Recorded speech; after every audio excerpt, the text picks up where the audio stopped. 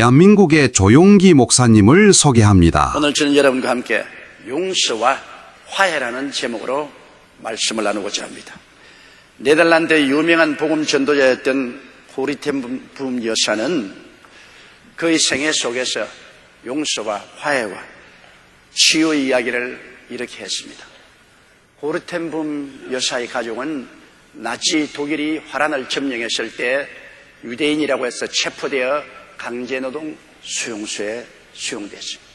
그 악명 높은 독일의 강제노동 수용소에서 무수한 고초를 겪는 중에 그의 아버님도 그 속에서 세상을 뜨게 되고 언니도 세상을 떴습니다. 그와 남동생 한 사람이 전쟁이 끝나고 난 다음 구사일생으로 살아났습니다. 그러나 그는 그 수용소 생활을 기억할 때마다 몸서리쳤습니다. 왜냐하면 독일의 간수가 그 추운 겨울날 자기의 언니와 자기를 끌어내서 그 추운 겨울에 빨가벗겨 놓고 온갖 희롱을 다했습니다. 그가 당한 고통은 그 마음속에 지어질 수 없는 깊은 상처로 남아있었습니다. 독일에서 해방되고 난 다음 2차 대전 후에 그는 하나님의 소명을 받아서 놀라운 복음 전도자가 되었습니다.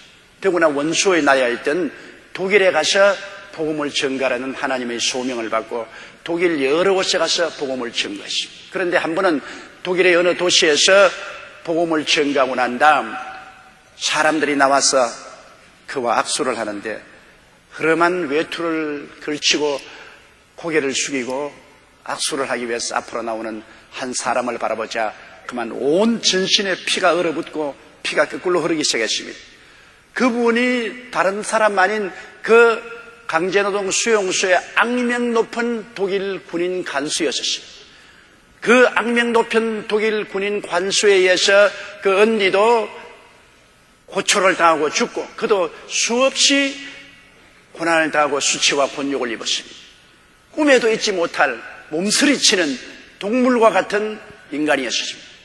그 사람이 이제 민간인이 되어서 외투를 쓰고 그 앞으로 나오는데 그는 얼어붙은 것처럼 그 자리에 섰습니다. 이 사람이 고리 텐 붐 여사를 향해서 손을 내밀 때 고리 텐 붐 여사는 손을 내밀 수가 없었습니다. 하나님, 나는 죽어도 저 사람하고 악수를 할 수 없습니다. 그 순간에 고리 텐 붐 여사의 마음속에 갈보리산이 나타나더랍니다. 십자가에 못 박여 몸짓고 피 흘리며 축 늘어져 있는 예수님의 모습을 바라보았습니다. 하나님께서 말씀하기를 나를 그렇게 거역하고 반역하던 사람들을 위해서 나는 십자가에 매달렸다. 나를 바라보고 저 사람을 용서해 주라. 그리고 그 사람과 용서와 화해의 손을 내밀어. 그는 인간의 힘으로 도저히 할 수 없는 것을 십자가를 바라보고 예수님을 의지해서 그 사람에게 손을 내밀자 그 사람은 고리 텐 붐 여사가 누군지 모르고 손을 덥석 잡고서 말을 하기를 우리는 전시에 당신들을 무지막지하게 대했는데 당신은 어찌하여 우리를 용서하고 우리나라에 와서 복음을 전가합니까? 나는 너무나 감격해서 오늘 예수 그리스도를 믿고 구원받기로 작정을 했습니다. 그러자 순식간에 그리스도의 사랑이 비와 같이 임하였습니다. 고리 텐 붐 여사의 그 마음속에 그 독일 간수에 대한 적개심이 하나도 없이 다 사라지고 따뜻한 그리스도의 사랑이 햇빛처럼 비쳤습니다. 그는 그 자리에서 눈물을 흘리며 그 사람의 과거를 용서해주고 용서할 뿐 아니라 그 사람과 마음속으로 화해하고 그 사람에게 진정으로 축복해 줄 수 있습니다. 그의 마음속이 날아갈 듯이 기쁘고 즐거웠다는 그런 간정을 적은 것을 읽어보았습니다. 참으로 힘든 일입니다. 말은 하기 쉽지만은 그 얼마나 원한에 서린 수용소 생활 이것이 일시에 녹아질 수 있고 용서하고 화해할 수 있다는 것입니까? 이것은 그리스도의 십자가의 기적이 아니고는 일어날 수가 없는 것입니다. 그러나 그 용서와 화해를 통하여 그 독일 옛 간수도 구원을 받고 고리 텐 붐 여사도 그 마음속에 응어러진 과거의 미움이 사라지고 마음의 평화와 기쁨과 행복을 얻을 수가 있었던 것입니다. 첫째로 오늘 하나님의 용서와 화해와 치유의 역사를 우리는 깊이 생각해 봐야 되는 것입니다. 여러분, 갈보리산에 못 박여 늘어져 있는 예수님을 바라보십시오. 그 앞에는 로마 군인들이 번쩍이는 창을 들고 호함호함 치며 예수 그리스도를 모욕하고 있습니다. 대제사장은 거룩한 제사장의 옷을 입고 쳐다보고 머리를 흔들고 있습니다. 서기관들, 바리새 교인들, 일반 대중들이 조소와 모욕을 하고 있습니다. 우리 생각에는 하나님께서 당장 하늘에서 청천벽력을 내려서 심판하실 수 있고 또 그렇게 해야 될 줄로 생각합니다. 어떻게 그 아들을 그처럼 모욕하는데 가만히 둘 수가 있겠습니까?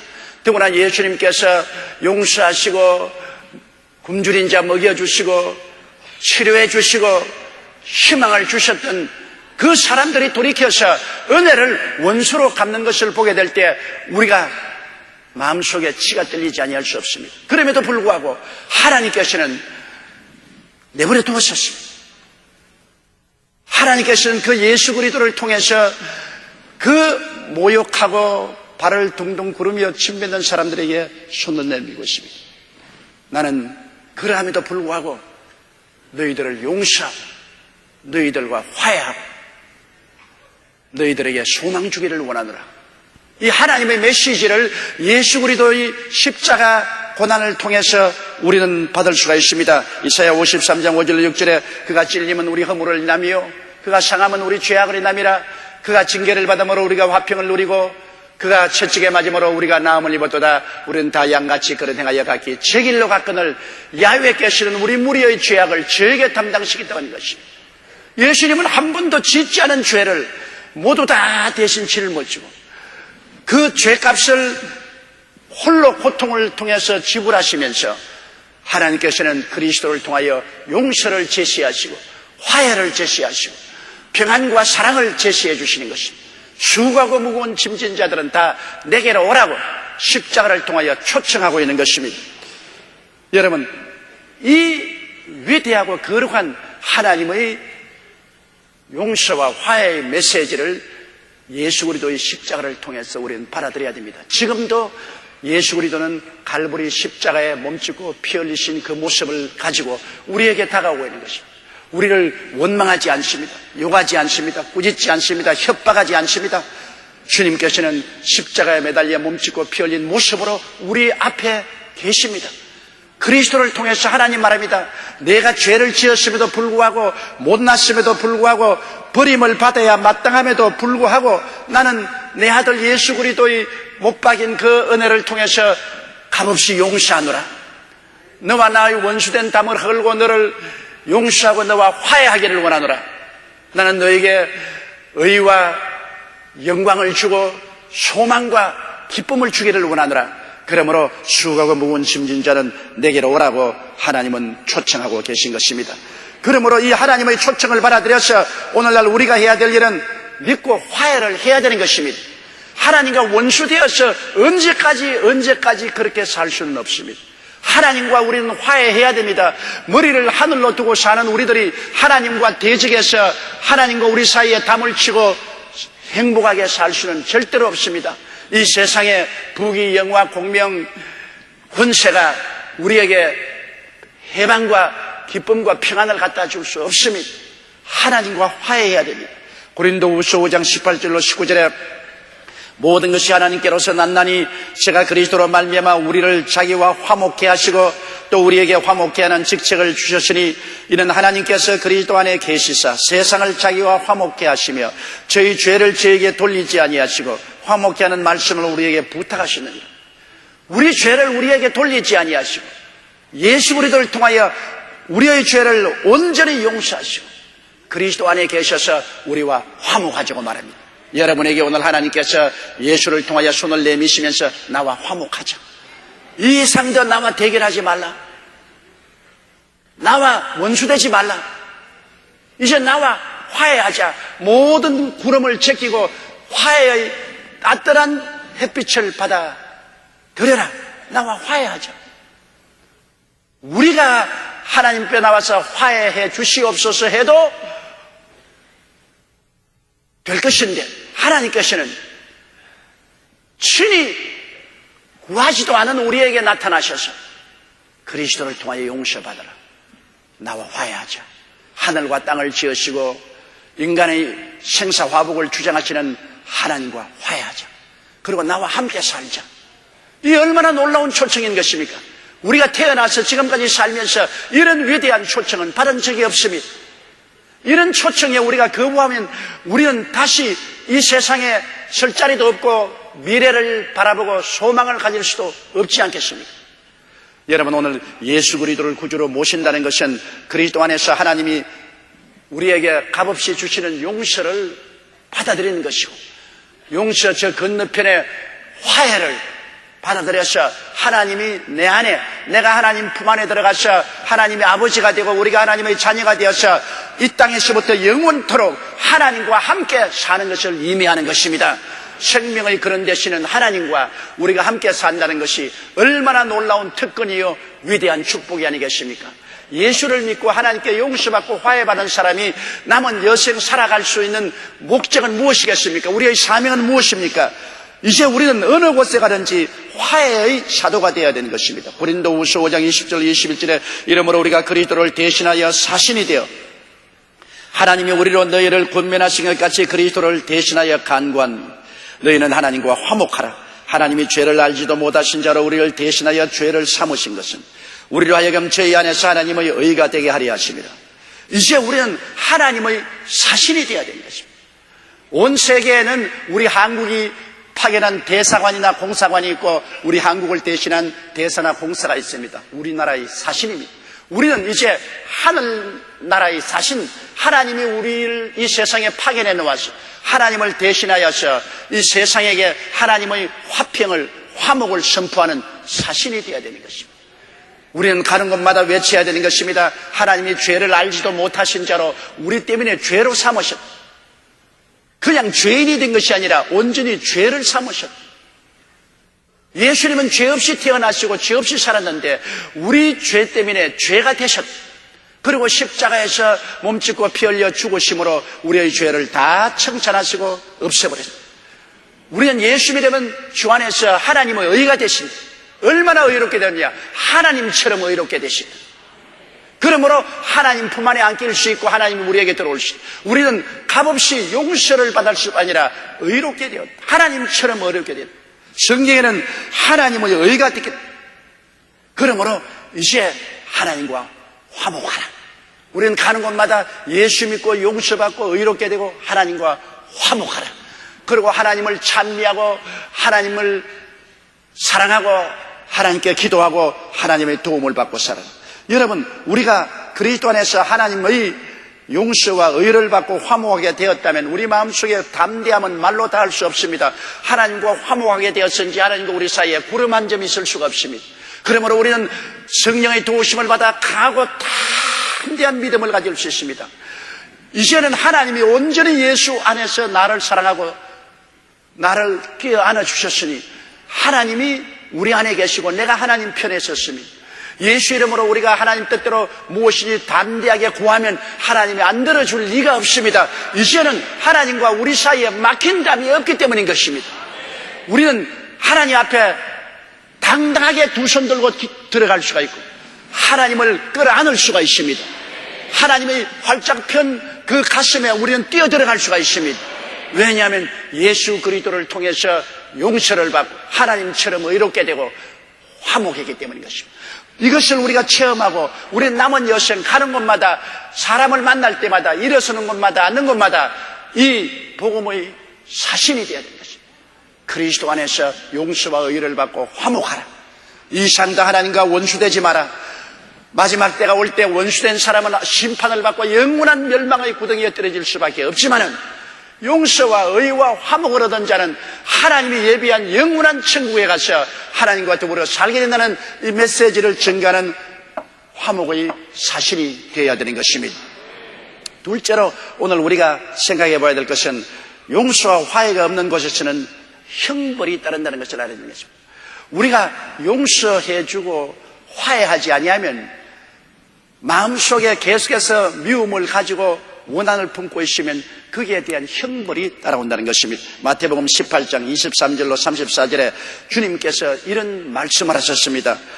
천국은 그 종들과 회개하려 하던 어떤 임금과 같으니 회개할 때 1만 달란트 빚진 자 하나를 데려오매 갚을 것이 없는지라. 주인이 말하기를 이 사람의 몸과 처와 자식들과 모든 소유를 다 팔아 갚게 하라. 그 종이 엎드려서 나를 용서하여 주십시오. 말미를 주시면 내가 기어고 갚겠습니다. 1만 달란트라는 것은 어마어마한 돈이기 때문에 자기 힘으로 갚을 수조차가 없습니다. 그러나 이 종이 하도 눈물을 흘리며 간절히 간청하기 때문에 주인이 불쌍히 여겨서 다 탕감해 줬습니다. 좋다. 갚지 않아도 좋다. 난 오늘 이 시간에 너희 모든 빚을 다 탕감해 준다. 이 사람은 그 주인 앞에 나와서 춤을 추고 즐거워하며 집으로 돌아가고 있는 중에 자기에게 100다니엘이 온 빚진 동관 하나를 만났습니다. 여러분, 이 100다니엘이 오는 1만 달란트에 비해서는 60만 분의 1에 불과합니다. 아주 조그마한 빚입니다. 그런데 그 사람의 멱살을 잡고 야 이놈아 이 빚 갚아라. 말미를 주십시오. 시간만 주면 내가 이 빚을 받겠나이다. 웃기는 소리 하지 마라. 그를 고발해서 당장 감옥에 쳐넣었습니다. 이를 본 동료들이 붕괴 막심해서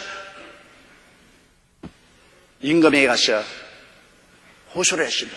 임금님이 용서해 준 그 사람이 자기에게 불과 100다니엘이 온 빚진 자를 만나 잡았어. 그 빚 안 갚는다고 감옥에 가두었습니다. 이럴 수가 있습니까? 임금이 분노해서 그 놈을 당장 불러오라. 그래서 끌려오니까 임금이 하는 말이 네가 간절히 간구하기 때문에 내가 1만 달란트를 용서해 주는데 그래 너는 어찌하여 100데나리 빚진 자를 용서해 주지 못하니. 이놈을 잡아서 감옥에 넣어서 고생의 떡을 먹고 물을 마시오게 하고 그가 빚을 다 갚을 때까지 그 속에 쳐넣어두라고 했습니다. 여러분, 그리고 예수님께서 하신 말씀이 너희가 각각 중심으로 형제를 용서하지 아니하면 내 천부께서도 너희에게 이와 같이 하시라고 말합니다. 이 이야기를 하시고 우리에게 주님께서 비유해서 말씀하십니다. 너희도 형제가 죄의 빚을 지고 와서 용서되려고 할 때 용서해 주지 않고 가면 우리 하나님께서 너도 역시 이 사람과 같이 처리하겠다. 그렇게 말씀하신 것입니다. 여러분, 마태복음 6장 15절에 너희가 사람의 과실을 용서하지 아니하면 너희 아버지께서도 너희 과실을 용서하지 아니라고 말씀하는 것입니다. 그렇기 때문에 용서치 않으면 내가 용서받을 수 없습니다. 내가 구원은 예수 그리스도를 믿음으로 말미암아 구원을 받죠. 그러나 내가 내 이웃이 내게 범죄해서 회개하는 것을 용서해 주지 아니하면 그것으로 말미암아 하나님과 우리 사이에 교제가 끊어지게 되는 것입니다. 왜? 우리의 죄도 이제는 하나님이 용서하지 않게 되는 것입니다. 우리가 하루도 죄 안 짓고 사는 사람이 있습니까? 우리는 믿음으로 말미암아 하나님께로부터 용서와 의를 선물로 받았지만은 매일매일 같이 우리는 크고 많은 죄를 늘 짓고 있는 것입니다. 우리는 매일매일 용서를 받고 사는 것입니다. 만일 우리가 우리 죄를 자백하면 제가 미쁘시고 이로우사 우리 죄를 사하시며 모든 불의에서 우리를 깨끗이 하신다고 말씀해요. 매일매일 우리가 샤워를 하고 때를 씻는 것처럼 매일매일 우리는 하나님의 은혜와 사랑 가운데 보혈로 용서를 받고 있습니다. 그런데 우리가 이웃을 용서하지 아니하면 우리도 하나님 앞에 용서해달라고 아무리 기도해도 용서받지 못합니다. 아무리 샤워를 틀어도 물이 안 나옵니다. 샤워 시설은 다 있는데도 불구하고 샤워를 틀어도 용서의 물이 내려오지 않습니다. 굉장히 중대한 일인 것입니다. 그렇기 때문에 우리가 우리에게 죄 지은 자를 사하여 준 것 같이 우리 죄를 사하여 달라고 기도하라고 하신 말씀대로 우리는 매일같이 우리에게 죄 지은 자를 용서해 주어야 되는 것입니다. 하나님 앞에서 사하야 됩니다. 용서는 두 가지 방법을 합니다. 첫째는 내가 하나님 앞에서 용서해 주는 것이고 둘째는 그 사람이 내게 직접 와서 용서해 달라고 할 때 개인적으로 용서해 주는 것입니다. 개인적으로 내게 와서 회개하지 않을 때는 그 사람과 나의 관계는 용서의 관계, 화해의 관계가 이루어지지 않지만은 나는 하나님 앞에서 용서해 줘버리면 하나님 앞에서는 용서해 주었으니 하나님과 나의 화해에 아무런 그림자가 있을 수가 없는 것입니다. 그러므로 당사자가 와서 내게 회개하지 아니할지라도 나는 하나님 앞에서 용서해 줘버리면 되는 것입니다. 그러면 하나님 앞에서 나와 막힌 담이 없고 하나님 앞에 빚진 것이 없어지는 것입니다. 그러나 개인적으로 그 사람이 와서 회개하면 이제 개인적으로 용서하고 인간적인 화해를 가질 수가 있는 것입니다. 우리가 이 성경 말씀 가운데 너가 그렇지 않으면 옥에 갇히겠다고 말했는데 오늘날 이 세상에서 옥에 갇힌 사람이 많습니다. 마음의 고통, 가정의 불화, 병, 생활과 등등을 가지고 아무리 기도해도 해결을 받지 못하고 이와 같은 감옥 속에 갇힌 사람이 많이 있어요. 시편 107편 10절로 11절에 사람이 흑암과 사망의 그늘에 앉으며 곤고와 쇠사슬에 매임은 하나님의 말씀을 거역하며 지존자의 뜻을 멸시함이라고 말하는 것입니다. 야고보서 5장 9절에 형제들아 서로 원망하지 말라. 그리하여 심판을 면하리라. 보라 심판자가 문 밖에서 계시니라고 말한 것입니다. 우리가 용서해 주지 아니하므로 마음의 고통의 감옥, 가정 불화의 감옥, 질병의 감옥, 생활고의 감옥, 여러 가지 쇠사슬에 묶이고 감옥에 갇히게 되는 것입니다. 나는 늘 기억하는 것이 우리 교회 자매님 한 분이 안면 마비가 걸려서 가진 고통을 당했습니다. 약을 먹고 침을 맞고 마사지를 하고 해도 안 나아서 나중에 제게 신앙 상담을 하고 기도를 받으러 왔습니다. 기도를 해도 낫지 않아요. 그러나 그 자매님에게 내가 물었을 때 그는 시집 식구들이 너무나 믿고 원한에 삼았습니다. 명절을 지난 동안에 시집 식구로 말미암아 입은 상처가 너무나 마음에 크기 때문에 그 시집 식구 때문에 그는 마음의 고통을 가지고 있다 그랬습니다. 그래서 시집 식구를 용서해 주라. 용서해 주지 아니하면 이 병이 낫지 않는다. 용서하지 못함으로 말미암아 이 병이란 사슬에 묶여 있다고 그렇게 말하니까 목사님이 말씀은 그렇게 쉽게 하지만은 내 처지에 있어 보십시오. 용서가 되는가?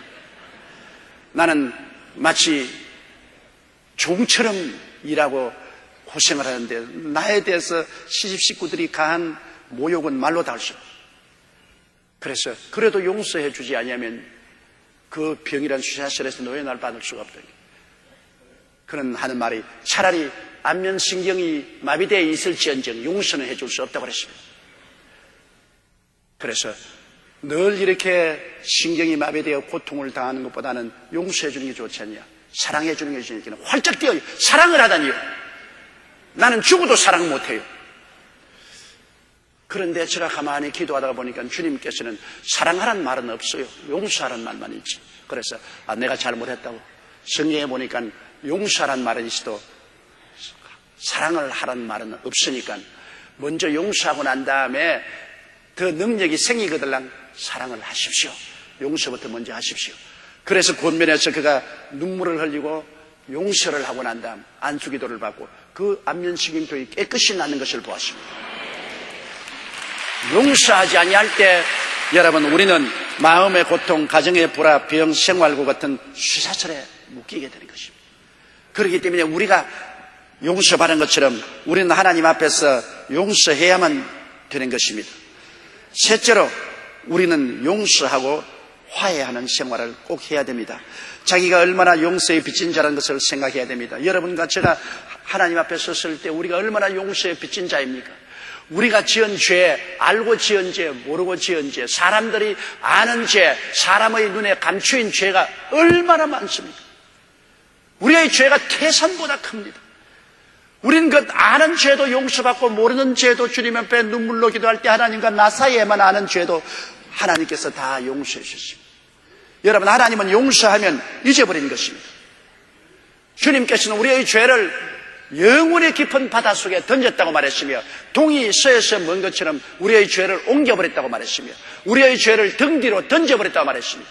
등 뒤에 던진 것 아무리 보려고 빙글빙글 돌아도 등 뒤에 있는 것은 보이지 않습니다. 여러분께서 등 뒤에 사마귀가 있어도 여러분 안 보이잖아요. 보려고 돌았으면 자꾸 빙글빙글 돌기만 하지. 하나님은 우리의 죄를 영원히 잊어버리게 하셨습니다. 이처럼 아는 죄, 모르는 죄, 폭로된 죄, 비밀한 죄를 다 용서하고 우리를 의롭다고 만들어 주셨으니 우리는 얼마나 하나님 앞에 용서의 빚진 자가 된 것입니다. 그렇기 때문에 우리가 이웃을 용서하는 것은 자선이 아니라 하나님 앞에서 마음의 빚을 갚는 것입니다. 내가 용서해 주니까 그래, 내가 너의 죄를 용서해 준다. 내가 굉장히 잘난 사람처럼 그렇게 생각할지 모르겠지만 그렇지 않습니다. 용서를 해주는 것은 내 마음의 빚을 갚는 것이지 자선을 베푸는 것이 아닙니다. 이러기 때문에 우리는 반드시 용서해야만 되는 것입니다. 골로새 3장 13절에 네가 혐의가 있거든 서로 용납하여 피차 용서하되 주께서 너희를 용서하신 것과 같이 너희도 그리 하라고 말씀하십니다. 고린도후서 2장 10절에 내가 만일 용서한 일이 있으면 용서한 그것은 너희를 위하여 그리스도 앞에서 한 것이라고 말했습니다. 그러므로 우리는 반드시 용서를 하고 화해를 해야 되는 것입니다. 미움과 분노가 얼마나 치명적인 것을 알아야 돼요. 우리가 마음속에 분노와 미움을 가지고 있으면 하나님과의 관계가 그로부터 깨떨어집니다. 이 세상에 가장 귀한 하나님과 우리의 관계가 깨떨어진다면 어떻게 하겠습니까? 우리가 마음에 이웃을 미워하거나 분노를 가지는 그 시간부터 하나님과 우리 사이에 구름이 끼기 시작하는 것입니다. 하나님과 우리 사이에 구름이 끼면 우리의 모든 생활에 어두움이 다가오고 슬픔이 다가오게 되는 것입니다. 야고보서 1장 20절에 사람의 성내는 것이 하나님의 의를 이루지 못한다고 했으니 우리는 성을 내고 미워하고 붕괴하는 이러한 일들을 거쳐야만 되는 것입니다. 이것이 우리에게 치명적인 파괴를 가져옵니다. 성경에는 내 이웃을 내 몸같이 사랑하라고 말한 것입니다. 로마서 12장 10절에 형제를 사랑하여 서로 우애하고 존경하기를 서로 먼저 하라고 말했습니다. 우리가 남에게 인사하는 것도 남이 내게 인사하면 내가 인사하겠다는 것이 아닙니다. 내가 먼저 인사하면 남이 인사하는 것이요. 내가 높은 자리에 있는데 내가 고개를 숙이느냐? 높은 데 있는 사람이 고개를 숙이면 낮은 데 있는 사람은 더 감격해서 더 고개를 숙이지 않겠습니까? 그러므로 존경하기를 서로 먼저 하라. 차 먼저 타려고 시합하지 말고 존경을 먼저 하려고 시합을 해야 돼. 우리 교회에서는 주의 종들이 먼저 우리 성도들에게 인사해요. 우리 장로님들이 평신도들을 먼저 인사해야 돼요. 우리 셀 리더들이 셀원들을 향해서 먼저 고개를 숙여 인사해야 돼요. 왜냐? 하늘나라는 섬기는 데 있지 섬김을 받는 데 있지 않습니다. 예수님의 제자들이 발을 씻은 것처럼 예수님이 주가 되셔서 발을 씻었는데 이것은 하늘나라는 높은 사람이 낮은 사람을 섬긴다는 것을 의미하는 것입니다. 로마서 14장 8절에 남을 사랑하는 자는 율법을 다 이루었다고 말했습니다. 마태복음 5장 44절로 45절에 너희 원수를 사랑하며 너희를 핍박하는 자를 위하여 기도하라. 이같이 한즉 하늘에 계신 너희 아버지의 아들이들이. 그러니 더 이상 말할 수가 없습니다. 원수를 사랑하고 너희를 핍박하는 자를 위해서 축복하고 저주하지 말라. 이것이 바로 하나님의 아들이 되는 자격이 있다. 하나님 바로 그러신 하나님이시라는 것입니다. 이렇기 때문에 우리 마땅히 미움과 분노를 제하여야 된다는 것을 알아야 됩니다. 미움과 분노가 우리 마음속에 있을 때 마음의 평안과 기쁨과 행복을 빼앗아갑니다. 이 세상에 가장 귀한 것이 마음의 평안과 기쁨과 행복인 것입니다. 이 세상에 아무리 부귀영화 공명이 많다 해도 마음의 평안과 기쁨과 행복이 없으면 부귀영화 공명이 무슨 소용이 있습니까? 우리가 한평생 세상에 살면서 마음의 평안과 기쁨과 행복이 없어 산다면 헛살은 것입니다. 부귀와 영화와 공명이 무슨 소용이 있어요? 아무리 좋은 집을 짓고 살찐 음식을 먹고 좋은 옷을 입고 있어도 가정에 평안이 없고 기쁨이 없고 행복이 없고 밤낮 불안하고 물고 찢고 싸우고 그런다면 그러한 좋은 집이나 음식이나 옷이 무슨 소용이 있습니까? 우리의 마음속에 평안과 기쁨과 행복이란 얼마나 중요합니까? 그러나 누가 이 기쁨과 행복과 평안을 빼앗아가느냐? 미움과 분노, 원한 같은 것이 들어오면 우리 마음속을 황무지로 만들고 황폐하게 만듭니다. 잠언서 22장 24절로 25절에 노를 품는 자와 사귀지 말며 울분한 자와 동행하지 말지니 그 행위를 본받아서 내 영혼을 올무에 빠질까 두려움이라. 보십시오. 노를 품는 자와 울분을 품은 자, 그런 친구도 사귀지 마라. 왜? 이러한 것들이 우리의 삶을 올무에 빠뜨리게 하고 처참하게 만든다는 것입니다. 요한 1서 2장 11절에 그 형제를 미워하는 자는 어두운 가운데 있고 또 어두운 가운데 행하며 갈 곳을 알지 못하나니 이는 어두움이 그의 눈을 멀게 하십니다. 형제를 미워하면 어두운 가운데 거하여서 갈 곳을 모른다. 방향을 잃어버린다. 정체성을 상실한다.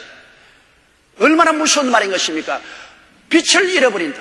형제를 미워하면 그 마음속에 빛을 잃어버린다. 빛은 지혜와 총명과 지식과 분별력을 말하는데 일단 미움이 들어오면 지혜도 총명도 분별력도 사라지고 어두운 가운데 가게 된다. 그러므로 미워하면 실패합니다. 서로 싸우다가도 상대방의 성을 내면 그 사람이 먼저 집니다. 지혜와 총명과 분별력을 잃어버린 것입니다. 사람이 마음에 평안과 기쁨과 행복을 가졌을 때 하나님의 참 지혜와 총명과 지식과 판단력이 임하는 것입니다. 분노를 가지고 결정한 것마다 실패하게 되는 것입니다. 나라와 나라가 서로 대결해도 서로 그냥 분노하고 미워하고 원한을 품고 있는 나라가 망합니다. 그건 왜냐? 어두움에 떨어지기 때문인 것입니다. 빛을 잃어버린 것입니다. 그러나 평안을 가지고 정의롭게 대하면 그가 흥합니다. 왜? 지혜와 총명과 분별력과 지식을 하나님이 허락해 주시기 때문인 것입니다. 로마서 12장 19절에 내 사랑하는 자들아 너희가 친히 원수를 갚지 말고 진노하심에 맡기라. 기록되어 있으되 원수 갚는 것이 내게 있다고 말했습니다. 원수는 하나님이 갚아주시고 너가 직접 원수 갚으려고 하지 마라. 원수를 하나님께 맡겨버리면 하나님이 갚으신다. 하나님의 원수 갚는 것은 순식간에 갚지 않지만은 그러나 하나님은 천천히 원수를 갚아도 종국에 가시는 하나님께 밑비운 자는 이 세상에서 사라집니다. 하나님의 심판은 맷돌과 같아서 천천히 돌아갔지만은 나오는 거 보면 아주 콩가루가 돼서 나와요. 그렇기 때문에 하나님의 손에 떨어지는 것은 참으로 무서운 것입니다. 우리가 만일 마음에 원한을 품고 분노하고 원수를 갖고 있으면 이것이 만병의 근원이 됩니다. 여러분 자율신경계인 심장이나 위장장애를 가져오고 고혈압 등 여러 가지 병을 유발하고 마음속에 미움과 분노를 가지고 있으면 몸의 면역을 떨어뜨려서 온갖 병이 다 들게 되는 것입니다.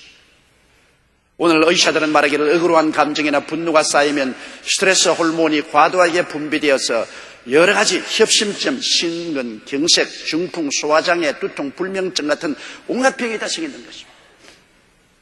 그러니 우리가 미워하고 분노를 가지고 원한을 품으면 상대보다도 먼저 내가 파괴되는 것입니다. 내가 영적으로 파괴되고 심적으로 파괴되고 육체적으로 파괴되는 어마어마한 원수 마귀의 도구가 되는 것입니다.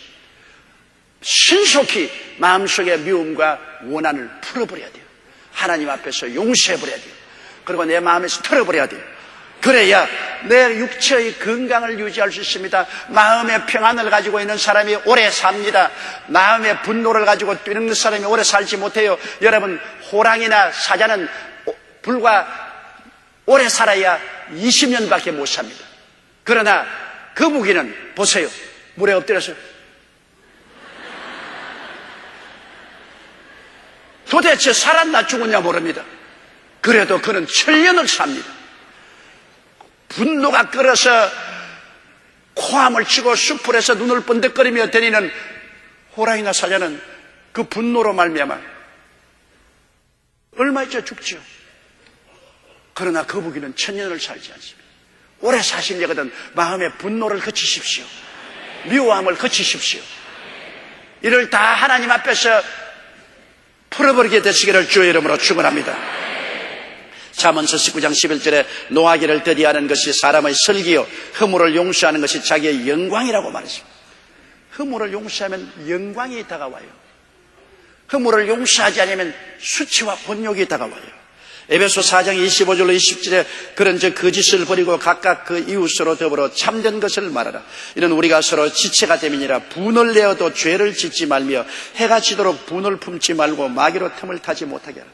사람이 세상에 살면서 분한 일이 안 생길 수는 없지만은 해가 질 때까지 분을 갖지 마라.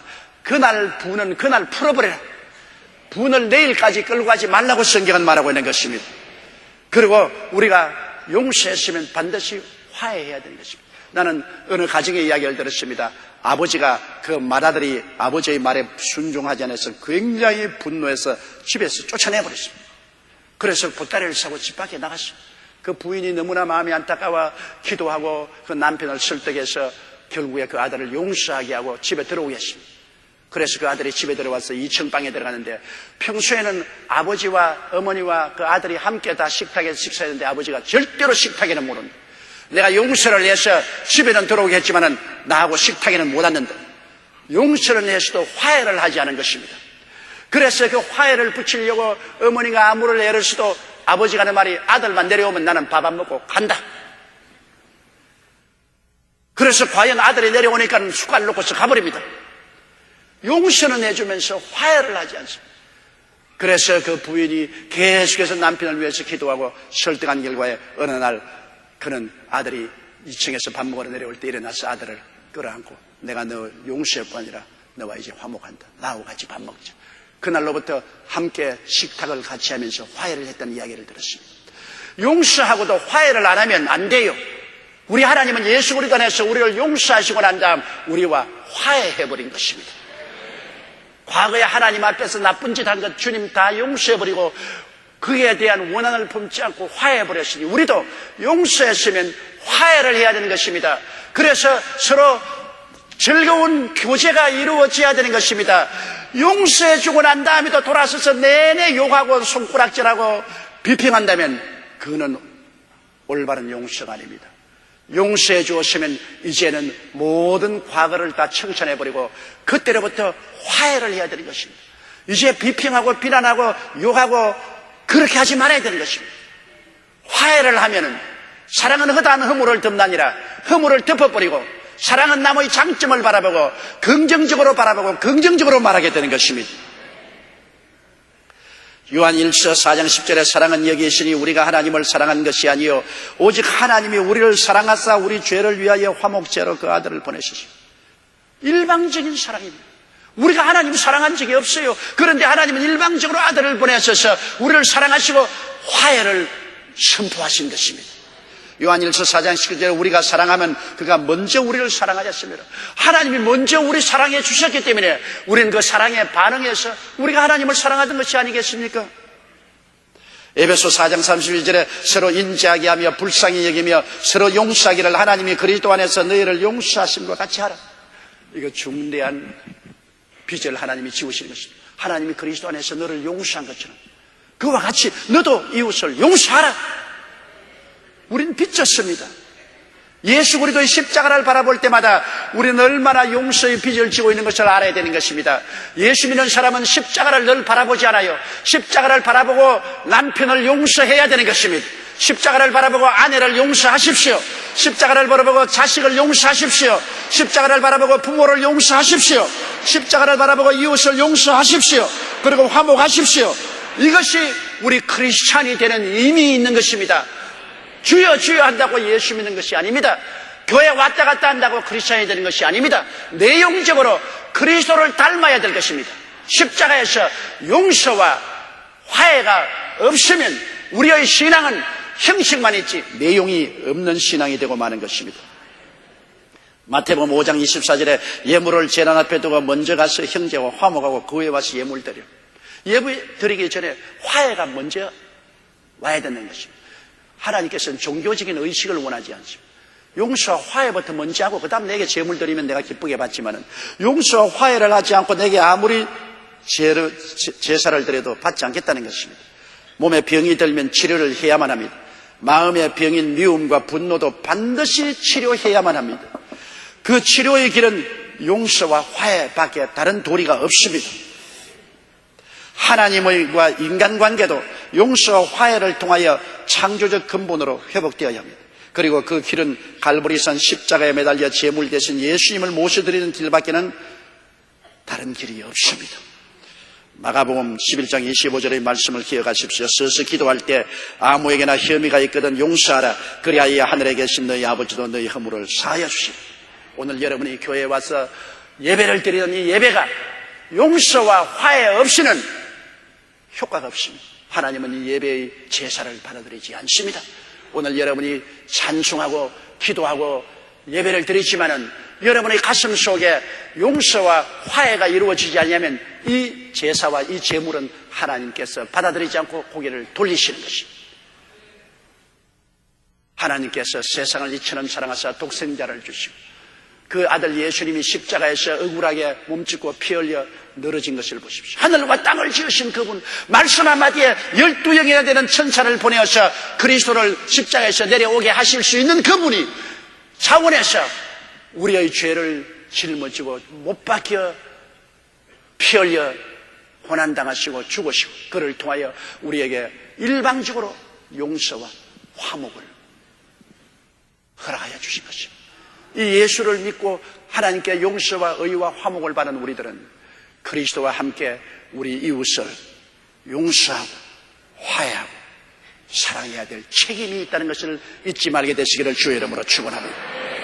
우리 다 같이 고개 숙여 기도드리겠습니다. 사랑이 많으시고 거룩하신 아버지 하나님, 우리는 입술로 주여 주여 하고 하나님을 따르는 척하지만은 주님을 본받지 못하고 생활하는 사람들이 얼마나 많습니까? 우리 한국 교회가 오늘날 하나님 앞에서 구름 낀 교회가 된 것은 입술로만 주여 주여 하고 그리스도 안에서 우리는 성도와 이웃 간에 참된 용서와 화해가 일어나지 않기 때문입니다. 개인적으로 교회 간에 교파 간에 이해와 동정과 사랑과 용서와 평안이 이루어지지 않았기 때문에 하나님과 우리 사이에 구름이 끼어있지 않사옵니까? 하나님 아버지여, 오늘 이 시간에 우리는 만사를 제껴놓고 우리 하나님 앞에서 예수 그리스도로 말미암아 용서하고 화해하고 사랑하게 도와주시옵소서.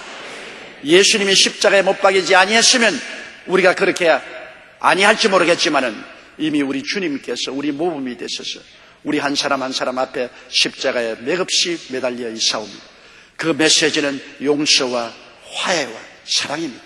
아버지 예수 그리스도를 통해서 우리 한 사람 한 사람 깊이 깊이 하나님의 용서와 화해와 사랑을 받아들이고 그 은혜에 서서 이웃을 용서하고 화해하고 사랑하게 도와주시옵소서.